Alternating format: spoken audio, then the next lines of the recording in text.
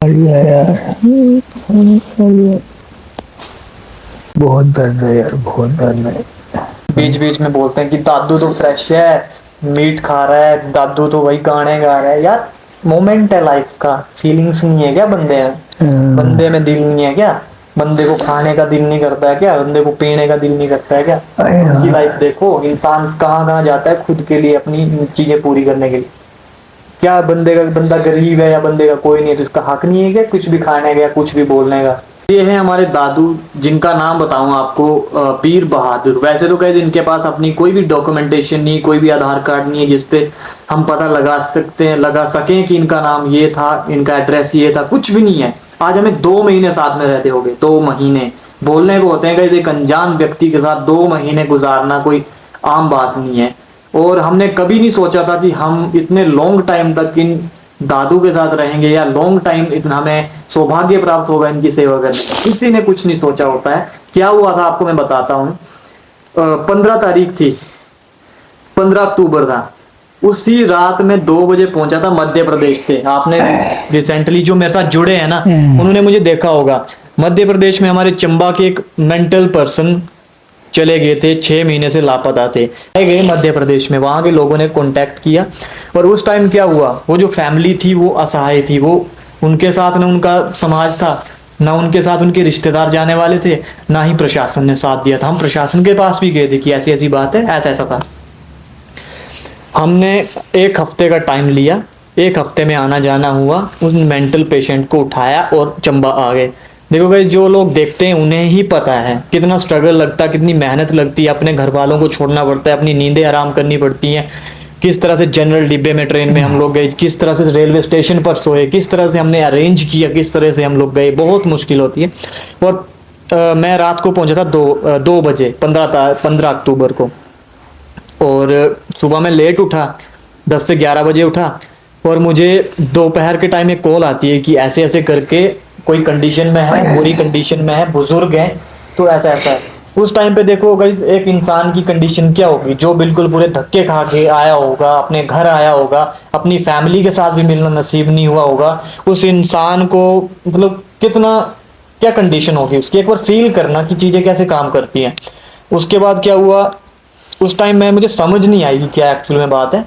फिर उन्होंने जब मुझे थोड़ा डिटेल में बताया तो मुझे समझा कि नहीं यार, मेरी नींद या मेरा रेस्ट उतना जरूरी नहीं है जितनी जरूरी किसी की जिंदगी है। उसी टाइम का जैसे मुझे कॉल आया, उसी वक्त मैं चला गया जहां पे झाड़ियों में रहते थे, झाड़ियों में रहते थे, घोड़ों के तबेले में रहते थे।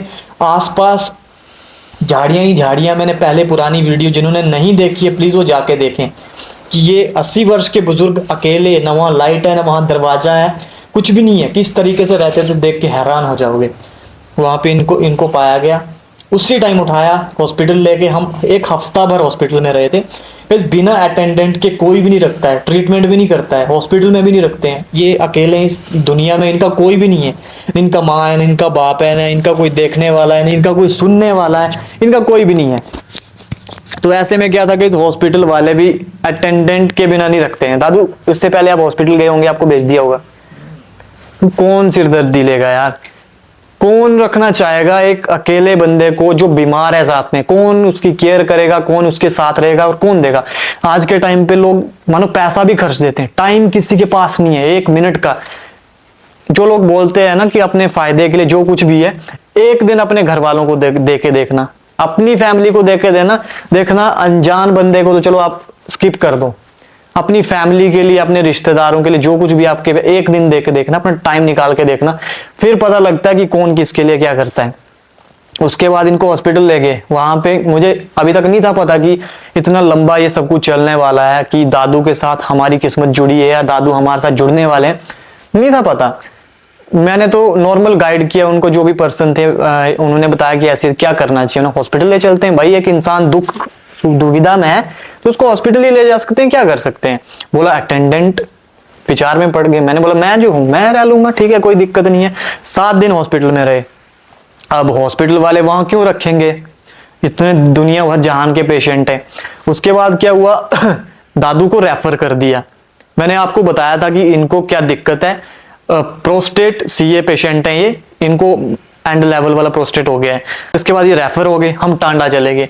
टांडा में जिंदगी में पहली बार गया, मुझे कुछ भी पता नहीं था, पर चीजें जब होती है, हम लोग वहां रात को पहुंचे, पूरी रात टेस्ट करा करा के इतना बुरा हाल हुआ, फर्श पे सोना पड़ा, नीचे सोना पड़ा, एक कंबल था, हम तीनों को इकट्ठे सोना पड़ा, मेरे हमें नीचे सोना पड़ा।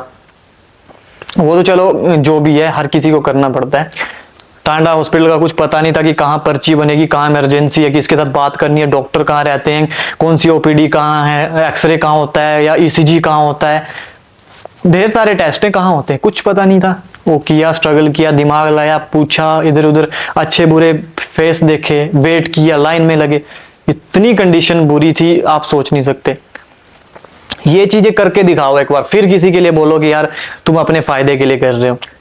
अगर किसी मेरा ये सब करने से किसी को फायदा हो रहा है तो मैं तो बार बार करूं, दिन रात करूं, हर टाइम करूं, है ना दादू।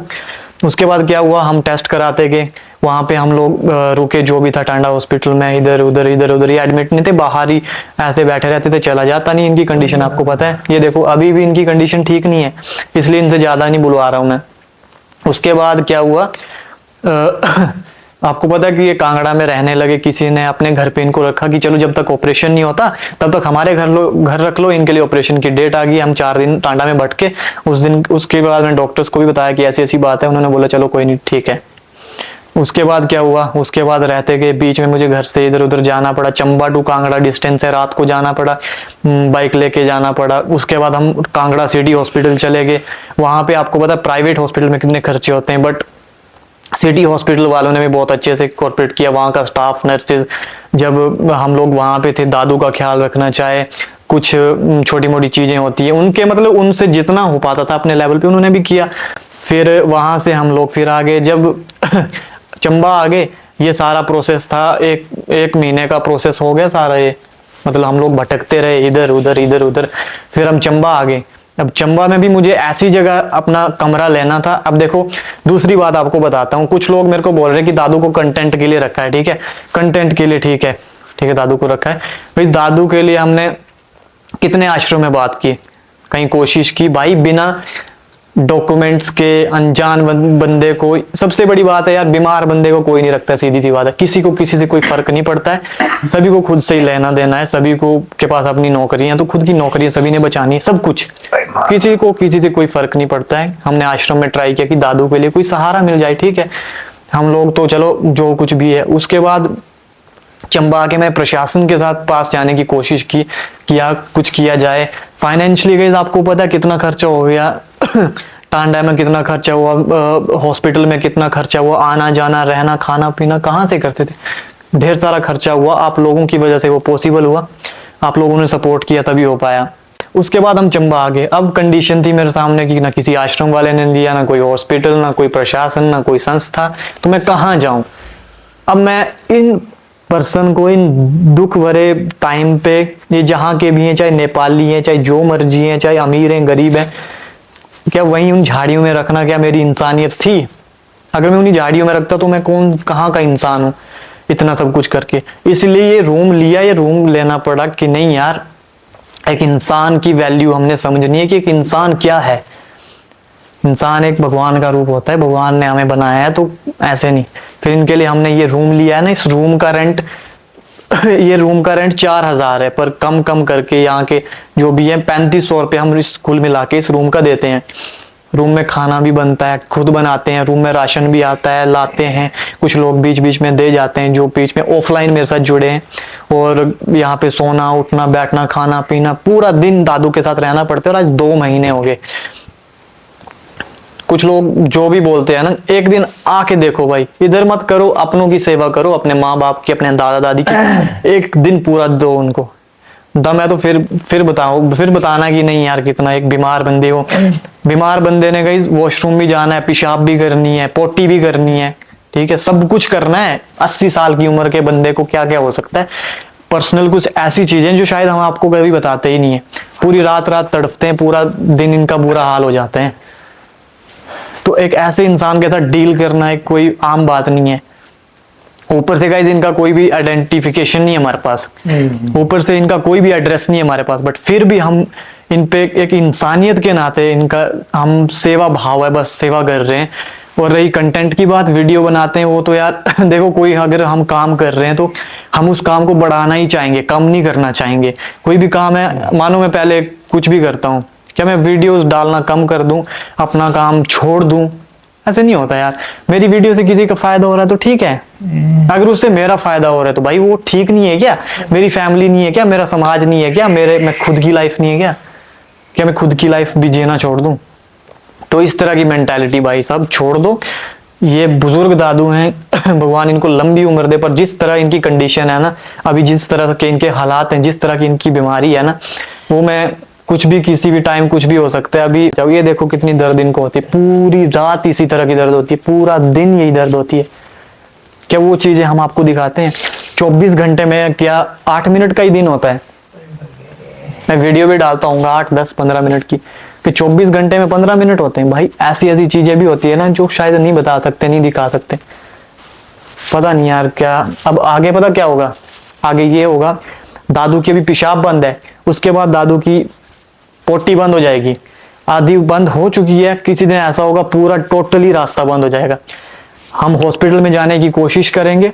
अगर अभी हमारे साथ मिंजर हॉस्पिटल है, किसी भी इमरजेंसी में हम वहां जाते हैं और वो फ्री ऑफ कॉस्ट अपनी सेवा देते हैं। अगर उनके भी बस की बात नहीं हुई तो हम कहाँ जाएंगे? उसके लिए तो हमारे पास फाइनेंशियली होना चाहिए, कोई साथ में खड़ा होना चाहिए कि नहीं यार हम हैं। तो प्लीज जो भी लोग आगे आते हैं ना, रिक्वेस्ट है ऐसी नौबत पे मैं अपडेट डालूंगा तो आप खड़े होना बस, और कुछ नहीं।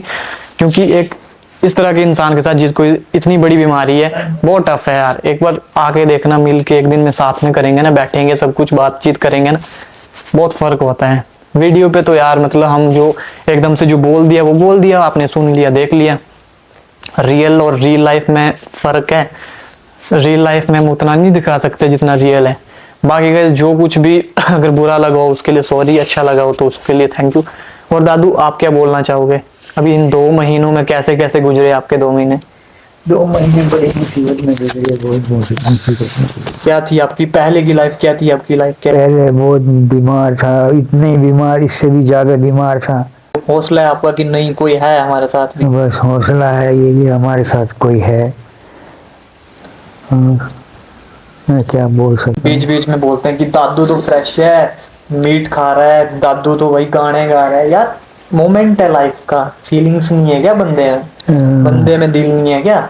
बंदे को खाने का दिल नहीं करता है क्या? बंदे को पीने का दिल नहीं करता है क्या? उनकी लाइफ देखो, इंसान कहाँ कहाँ जाता है खुद के लिए, अपनी चीजें पूरी करने के लिए। क्या बंदा गरीब है या बंदे का कोई नहीं है तो इसका हक नहीं है क्या कुछ भी खाने का या कुछ भी बोलने का? सभी को हक है, हर इंसान का इस धरती पे जीने, हर वो जीव जंतु जानवर का हक है जो है दुनिया में। कईयों को तो दुख होता है, दादू है मजे ले रहे, गाने गुने नाच ऐश, कई लोग हैं बड़े खुश होते हैं, अप्रिशिएट करते हैं। तो ऐसा नहीं सोचना यार, चीजों को समझ के देख के ही करना है।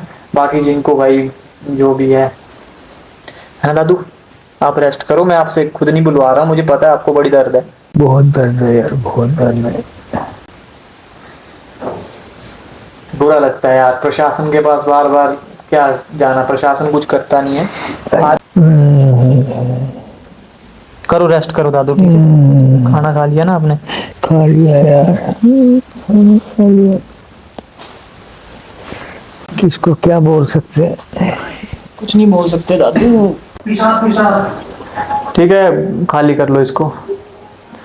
गाइस आपको बताऊं, दादू को ना प्रोस्टेट कैंसर है, एंड लास्ट का कुछ भी हो सकता है, किसी भी टाइम कुछ भी हो सकता है।